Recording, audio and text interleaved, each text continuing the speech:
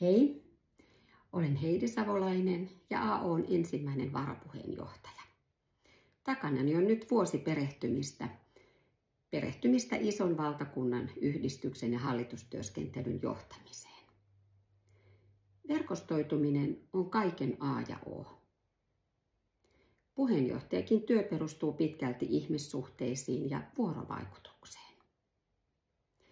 Akavatalon käytävillä ja kokousmaailmassa olen monien vuosien ajan saanut verkostoitua ja tehdä yhteistyötä OAJ:n väen ja muiden valtakunnan yhdistysten hallitusten ja erityisesti puheenjohtajien kanssa. Luottamusmiehenä ja työsuojeluvaltuutettuna olen myös ajan hermolla edunvalvonnan ja työhyvinvoinnin asioissa. Tämän tärkeän verkostoitumisen lisäksi pitkä kokemukseni antaa selkänojan nähdä isoja kokonaisuuksia. Mahdollisuuden asioiden kehittämiseen ja asioiden priorisointiin sekä asiantuntemusta tarttua oleellisiin ja ajankohtaisiin haasteisiin. Tulo- ja palkkapolitiikan sekä työhyvinvoinnin lisäksi erittäin tärkeää meille on koulutuspolitiikka. Sen avulla voimme tuoda esiin ammatillisen koulutuksen erityispiirteitä.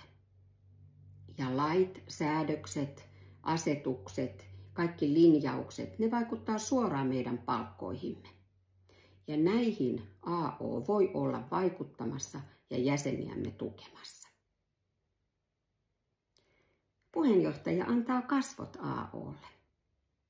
Puheenjohtajan tehtävä on johtaa yhdistystä ja hallitustyöskentelyä. Tärkeää siinä on jatkuva dialogi, neuvottelu- ja organisointitaidot ja vahva viestintä. Ison yhdistyksen johtaminen vaatii myös talousosaamista aina tiimitasolle asti. AO:n hallitustyöskentely pohjaa tiimi- ja työryhmätyöskentelylle. Jokaisella hallituslaisella on osaamista ja lahjoja yhteiseen pöytään tuotavaksi. Puheenjohtajana haluan kannustaa niiden esiin tuomista AO:n rakentavaksi voimaksi. Jokaisen osaamisen ja asiantuntijuuden huomiointi antaa motivaatiota ja tuo sitoutumista. Kannustavassa ilmapiirissä syntyy luottamusta ja hyvä ilmapiiri hallitustyöskentelyyn. Sitä tahdon puheenjohtajana olla luomassa.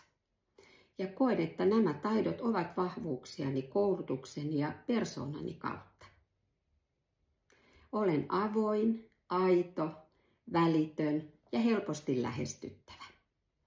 Osaan toimia haastavissa tilanteissa, olen rohkea ottamaan asioita esiin ja viemään niitä eteenpäin ja erittäin innostunut yhteiseen hiileen puhaltamisesta. Ja laulun sanoin, tahtoisin jatkaa hyvin alkanutta matkaa.